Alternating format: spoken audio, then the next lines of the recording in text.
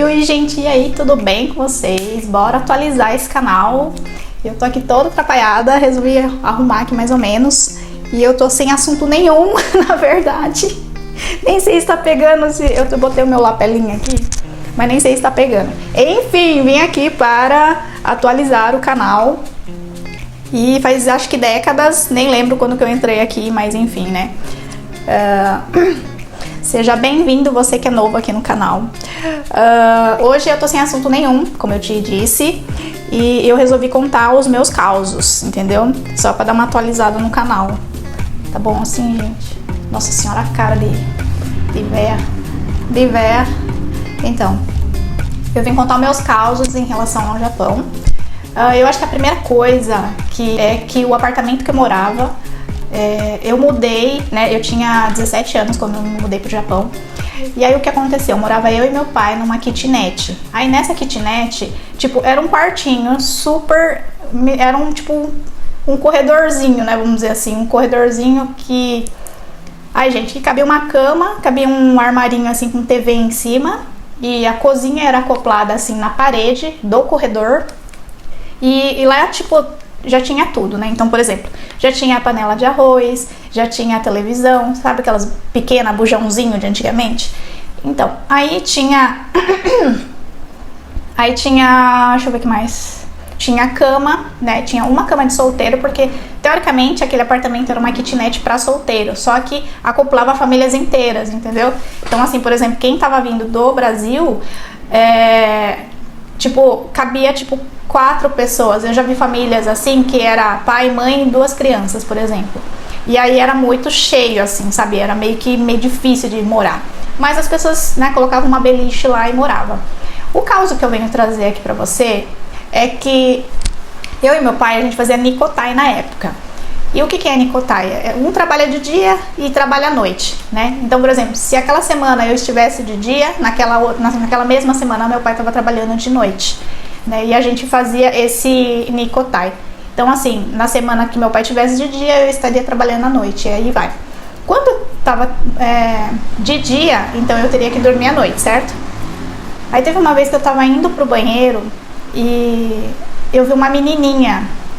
E essa menininha apareceu assim do nada no meu corredor. Fiquei com medo, voltei pra trás e fui pro quarto. E dali eu fiquei de butuca olhando e a menininha ainda estava lá. Ela tava de pijama, segurando um paninho e... Nossa, eu tava assim... Fiquei assustada realmente, porque assim, tem essa questão da mediunidade, né? Só que, na verdade, quando eu tava no Brasil, eu só via coisas pretas, né? Então são vultos pretos, e mais tarde, né? Bem mais tarde eu fui ver vultos brancos, né? Mas no Brasil eu só via vultos pretos, né?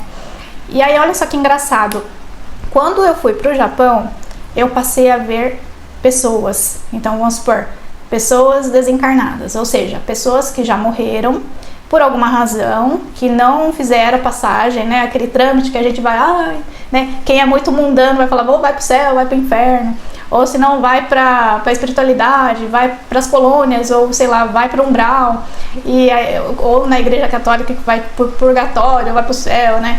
Não importa, né? A pessoa estava presa na terra, e é por alguma razão, não sei qual, as pessoas ficam presas na terra. Às vezes por muito materialismo, às vezes porque tem pendência, às vezes porque tem preocupação e não quer soltar a família, enfim, N motivos aí, né, que as pessoas acabam ficando presas na terra e não faz a passagem, né? Então, por alguma razão, aquela menininha estava ali no meu corredor e foi muito assustador, porque eu tinha só 17 anos, eu não tinha estudo, não tinha estudo sobre essas coisas sobrenaturais, e é muito comum você ver isso no Japão. É muito louco isso, se você parar pra pensar que existiu a Segunda Guerra Mundial, e por alguma razão, né, que não sei se também tem a ver com a Segunda Guerra Mundial, tem cemitérios a cada esquina. Tem muito cemitério, gente. Você vira a esquina, tem um cemitério. Você tá lá no apartamento, tem um cemitério. E todo mundo fala, né, que onde está assombrada, a turma fala, olha, aqui foi um cemitério.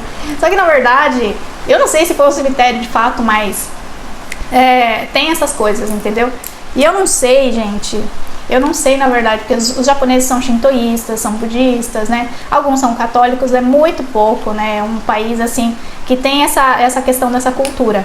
E tá tudo bem, né? Desde que trabalhe sua espiritualidade. Mas, por alguma razão, muitos ficam presos na Terra, principalmente no Japão. Eu já vi... Engraçado, né? Quando eu tinha 17 anos que eu vi essa menininha... Gente, eu tive que rezar muito.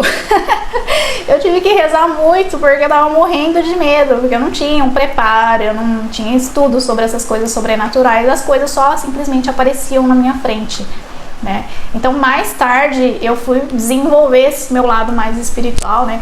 E pra quem me conhece, no meu outro canal, tem muito dessa questão que eu também fui pra Ásia não só por conta de necessidade, mas também tinha um chamado. Olha só, Deus faz as coisas assim, é tão louco de parar pra pensar que Deus não faz uma coisa, você vai lá porque você precisa fazer isso aqui, porque você vai encontrar esse ensinamento, ou você vai ir lá pra, sei lá, fazer seu pé de meia.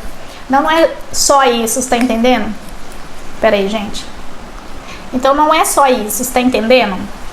Você não vai para os lugares à toa, você tá entendendo? Na sua cabeça você pensa que você tá indo para um lugar para fazer o pé de meia, você tá entendendo? Mas você não tá indo só fazer o pé de meia, você tá entendendo? Mesmo que você fique um mês em um lugar estranho, num outro país... Gente, tá chovendo, tá? Nem liga, eu nem sei se vou conseguir tirar esse barulho, mas se vocês ouvirem esse barulho é porque tá chovendo. Então, aí, o que acontece? Nossa Senhora. Você... tá indo para um país achando que você vai fazer o pé de meia, só que na verdade é muito mais do que isso. E alguma coisa me dizia que eu tinha que estar na Ásia. Quando eu tinha lá meus 15 anos, esse chamado já tinha vindo para mim. E eu não sabia, porque eu não tinha nem condições de ir para outro país, tá entendendo? E aí, para quem me conhece, tem curiosidade de fuçar a minha história, aqui no canal mesmo tem toda essa minha trajetória, porque como é que eu fui parar no Japão e tal, etc e tal. Mas aí, no final das contas, a gente acaba descobrindo que você tá indo criar uma jornada e tá indo, de fato, né, se conectar com o seu propósito. E ali eu entendi sobre espiritualidade, ali eu entendi por que eu tava vendo espírito, né? Porque se antes, quando eu era criancinha, né, tinha meus 5, 6 anos, eu via espíritos, e eu via espíritos assim, vultos, né? E aí, quando você pensa em vai melhorar, o negócio começa a piorar, você tá entendendo? E o negócio começou a piorar de fato. E aí eu comecei a ver pessoas realmente... assim, sabe, igual a gente. Só que o fato é que elas são mais translúcidas, não são transparentes, mas elas não estão assim nessas cores vivas, sabe? Elas são mais clarinhas, vamos dizer assim, né? E aí você vê que são espíritos que estão ali muitas vezes e estão perdidos, que não, às vezes eles não sabem nem que fez a passagem de fato, elas pensam que estão vivas mesmo de fato. E um outro relato que eu tenho, que eu vim trazer aqui pra vocês, é que quando eu trabalhava, isso foi muito tempo, tá, gente? Eu só tô trazendo. Nossa, parece que tá escuro, gente. Enfim, continuando aqui, porque deu bug aqui no negócio. Então, ó, um outro caso que eu quero trazer aqui pra vocês é o seguinte, né? Quando eu trabalhava numa empresa que eu trabalhei, o cara trabalhava no lifto. E aí, lifto, quem não sabe, é empilhadeira, né? Tem bastante na indústria. Aí, o que aconteceu? Eu não sabia que esse cara tinha morrido, entendeu? Eu vi um boato que, morreu um cara lá no fundo, não sei o que, né? Não sei o que lá das plantas. Já tinha passado tipo um mês, aí a história meio que morreu, né? A turma, só as pessoas mais chegadas a ele estavam comentando sobre o assunto e tal. Como a gente era um pouco meio distante, então ela nem comenta muito, né? Teve um dia que eu tava indo lá almoçar, não, jantar, sei lá, uma coisa assim. E aí eu passei por um galpão assim, e eu vi o cara trabalhando. E aí ele pegou, e aí eu fez assim. Eu também fiz assim, né? Porque era tipo, você sabe quando você conhece só de assim, de dar tchau? E aí eu dei tchau assim e segui meu rumo, né? Aí beleza, foi embora. Aí a gente vai trocando de setor e tal, né? E naquela época, gente, essa é uma história de muito antigamente, mas enfim, e naquela época, eu comentei com uma colega minha, o fulano de tal tava ali, né, na porta e não sei o que. Ele falou assim, como assim fulano de tal tava lá na porta? Até esqueci já o nome do homem já. Mas enfim. E ele pegou e falou assim, não, mas o fulano de tal morreu. Como assim morreu? Não, como que é? Eu não sei se foi infarto, uma coisa assim, diz que ele tava vindo trabalhar, e aí eu fui entender a história, né? Ele tava vindo trabalhar, e ele pegou e caiu, e morreu, entendeu? Vindo trabalhar. Aí eu fiquei pensando, caraca, o cara tava vindo trabalhar, e de fato acho que ele veio trabalhar, entendeu? Porque ele passou os dias dele naquele mês vindo trabalhar, você tá entendendo? E acho que ele não sabia que ele tinha morrido. Tá entendendo? Olha só que coisa mais louca, gente. E eu ainda dei tchau pra aquele homem. E ele tinha morrido faz um mês atrás. Olha só que louco isso. Gente, eu fiquei assim, chocada com esse caos, né? E a minha amiga pegou e falou assim, não, mas como assim você viu ele? Eu falei assim, eu vi ele tava trabalhando. Como assim ele veio trabalhar? Ele falou assim, eu vim trabalhar. Eu não sei, caramba. Aí, gente, eu comecei a me questionar, né? Por que raios que essas coisas estão acontecendo comigo? Tá entendendo? Por que raios que eu tenho que estar vendo? Eu tô dando tchau pra pessoa que morreu, entendeu? E eu nem sabia. E, de fato, se você tá dando tchau, meio que você tá dando a afirmação que ele tá trabalhando mesmo, de fato, que é uma coisa normal do dia a dia dele. E, de fato, ele não fez a passagem. Ele veio trabalhar. Nossa, é muito louco, gente. Quando você para pra perceber sobre isso, que no Japão, por exemplo, quem tem mediunidade, a bagaça começa a ficar pior. Você tá entendendo?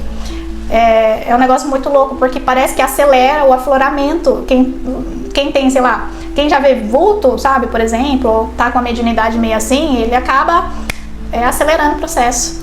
Então, assim, você vê, muita coisa a gente fica com medo, porque eu também tinha um certo medo, que eu tinha minha tia, todo mundo falava assim, tem muito cemitério lá, porque teve Segunda Guerra Mundial. E aí você começa a juntar os quebra-cabeça, começa a entender que é real, é simplesmente real, que muitos espíritos, eles estão andando ali, né? E eu acho bem interessante porque tem bastante templos, né? E nos templos, de fato, deve ir muitos espíritos, né? Porque assim, tem templos que eu ia visitar e eles são meio macabros, assim. Você entra assim, você fica meio assim, você pede licença, porque, né, tá entrando em território sagrado e você não sabe o que tem ali. E na porta já tem 2 dragões, assim, 2 cachorros com cara de, assim, sabe? E, de fato, parece que são proteções do local, né? Todo lugar com templos, assim, deve ter o tipo de proteção ali. E eu vi um filme uma vez, não sei se era japonês, alguma coisa assim, que explicava um pouquinho sobre esse negócio dos templos, né? Que muitos templos, às vezes, têm limites sagrados, né? Principalmente onde tem muito sal, não sei se você já percebeu. Tem lugares que tem um círculo de sal, tem lugares que tem um círculo de correntes de cordas, mas é umas cordas assim, grosso assim, sabe?